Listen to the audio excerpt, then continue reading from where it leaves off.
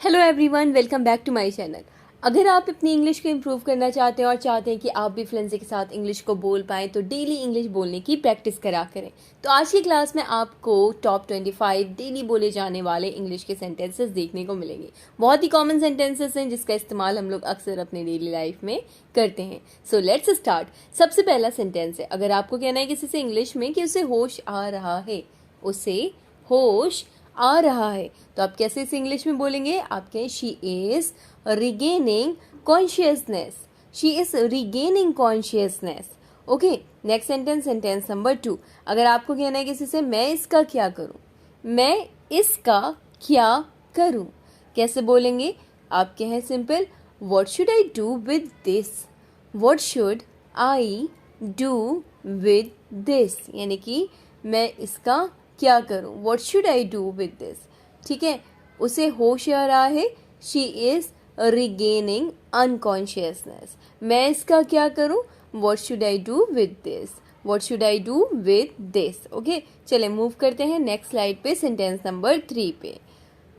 अगर आपको कहना है किसी से इंग्लिश में लगता है अंदर कोई है, लगता है अंदर कोई है, तो आप कहें seems like someone's inside। यानी कि लगता है के लिए आपने कहा seems like, ठीक है, लगता है। someone is inside यानी कि कोई अंदर है, someone is inside, कोई अंदर है। लगता है अंदर कोई है, seems like someone's inside। Next sentence, sentence number 4। भगवान के लिए अपना ज्ञान अपने पास रखें या रखो। भगवान के लिए अपना ज्ञान अपने पास रखो। For God's sake keep your knowledge to yourself. For God's sake मतलब भगवान के लिए, keep your knowledge to yourself यानी कि अपना ज्ञान अपने पास रखो। मूव करते हैं नेक्स्ट स्लाइड पे, सेंटेंस नंबर 5 पे।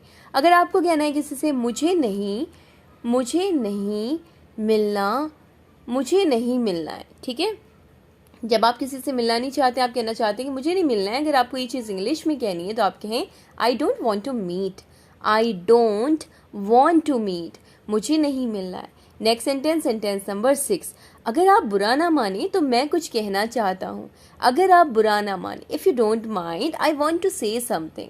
मैं कुछ कहना चाहता हूँ, I want to say something if you don't mind. आप ऐसे भी बोल सकते हैं, if you don't mind I want to say something, या फिर आप कह दें I want to say something if you don't mind. Okay, both are correct. Move करते हैं नेक्स्ट स्लाइड पे, सेंटेंस नंबर 7 पे। अगर आपको कहना है किसी से इंग्लिश में आओ मैं तुम्हें अपनी माँ से मिलवाता हूँ, आओ मैं तुम्हें अपनी माँ से मिलवाता हूँ।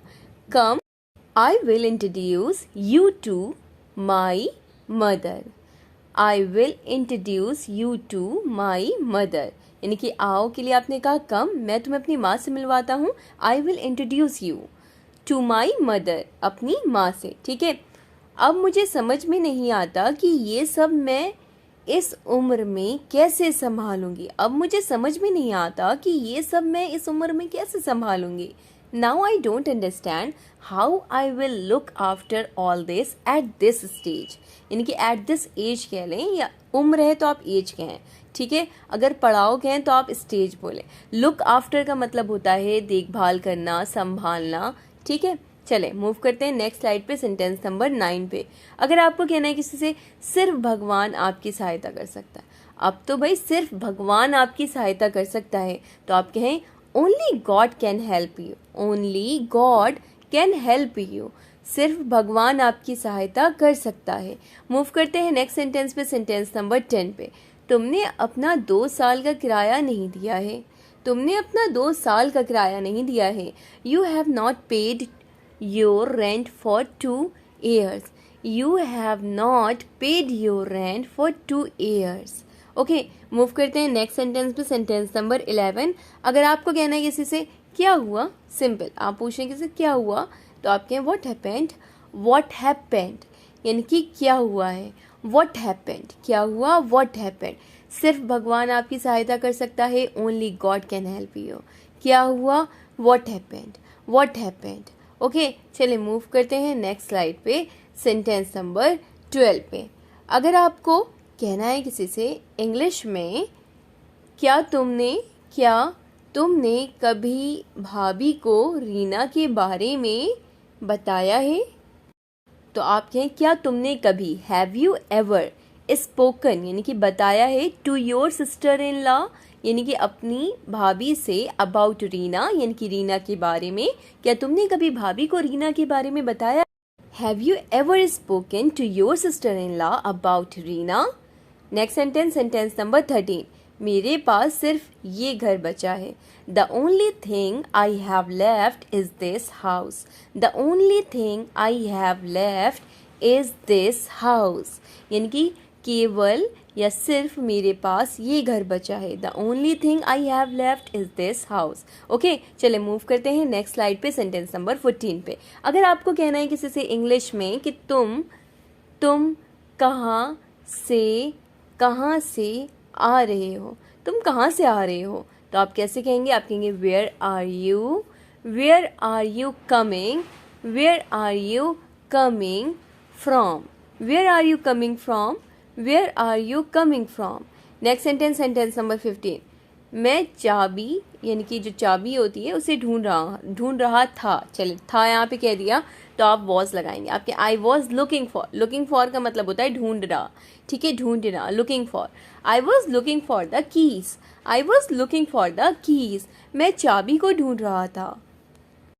नेक्स्ट सेंटेंस, सेंटेंस नंबर 16, कहाँ ले जा रहे हो उसे कहाँ ले जा रहे हो? Where are you taking her, where are you taking her, उसे कहाँ ले जा रहे हो या कहाँ ले जा रहे हो उसे? Where are you taking her, मैं चाबी ढूंढ रहा था, I was looking for the keys. तुम कहाँ से आ रहे हो? Where are you coming from, where are you coming from. Move करते हैं नेक्स्ट स्लाइड पे सेंटेंस नंबर 17 के साथ। अगर आपको कहना है किसी से कि ऐसा मत करो, तो इसकी इंग्लिश क्या हो जाएगी? आप सिंपल कहें प्लीज डोंट डू दिस, ठीक है, don't do this, don't do this कह लें या दैट कह लें।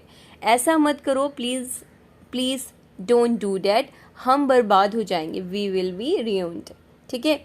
नेक्स्ट सेंटेंस, सेंटेंस नंबर 18, तुम जितना कहोगे मैं तुम्हें उतना पैसा दूंगा, तुम जितना कहोगे मैं तुम्हें उतना पैसा दूंगा। I will give you money as much you want, I will give you money as much you want, ठीक है। नेक्स्ट है सेंटेंस, सेंटेंस नंबर 19, अगर आपको कहना है किसी से मैं बस पूछ रहा था, मैं बस पूछ रहा था, यहाँ पे था कह दिया तो आप वॉज लगाएंगे। आपके I was only asking, okay, रहा था, यहाँ पे कंटिन्यूअस है तो आप आस्क नहीं बोलेंगे, आस्किंग के हैं। आई वॉज ओनली आस्किंग, ठीक है, मैं बस पूछ रहा था।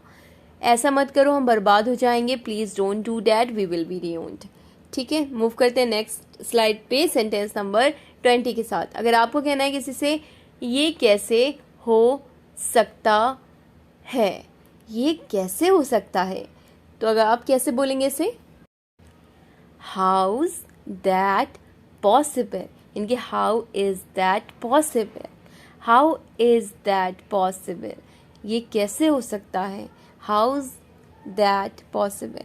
नेक्स्ट सेंटेंस, सेंटेंस नंबर 21, मैं तुम्हें 3 सालों से जानता हूँ, मैं तुम्हें 3 सालों से जानता हूँ।